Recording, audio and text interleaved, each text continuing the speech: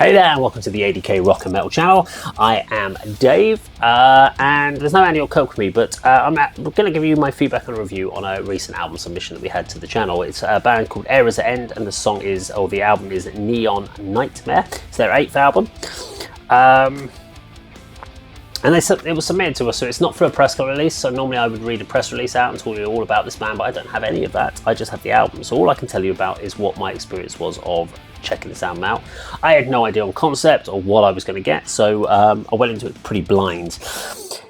Now this is a female vocal attitude-driven album, which I think was important because it's not just a very pretty female vocal or a very clean female vocal. She's got a really nice attitude. There are snarls in there. There's some real bite to that vocal when she wants to put it in there.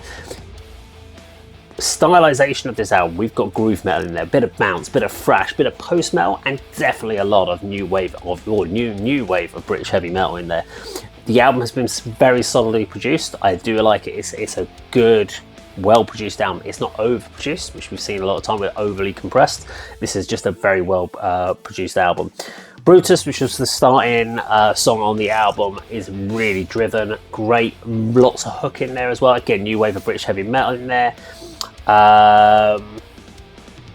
We've got, throughout it, we've got power, intensity, we've got some nice halftime grooves across the album, snarling vocals.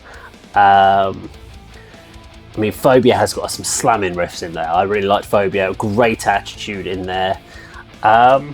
I'm not going to go into the individual tracks and try to kind of go, ooh, and this thunderous drum takes you on this journey on a mystical mountain and takes you here. I'm going to just tell you whether you should go and check this album out or not. So, what do I think about Era's End and Neon Nightmare? Is it worth it? Now, we actually score our albums out of 4 categories. You're either a headliner, which means it's giving us our highest rated. We get main support, we have opening band, or if it's an absolute dog shit, we tell you get back to rehearsal studio. So, what do I think of Era's End and Neon Nightmare? In all honesty, I'm going to give it a headliner. I think it's a really good album. There are some bits in there. I mean, if we're talking out of 10, it's an 8 out of 10, which still gives you a headliner. That 9 or 9 for a 10th, there's a couple of bits in production bits, some key bits that might have pushed me over and really kind of taken me down that rabbit hole. But generally, I'm not going to nitpick over those. I think it's a really solid album. It's an album you can actually listen to from start to finish as well. Sometimes I find with albums there's too much similarity and I just kind of lose interest on an album by the 5th or 6th song, but I didn't in this case. I thought there was some really good power in there, some nice double kick work from the drums.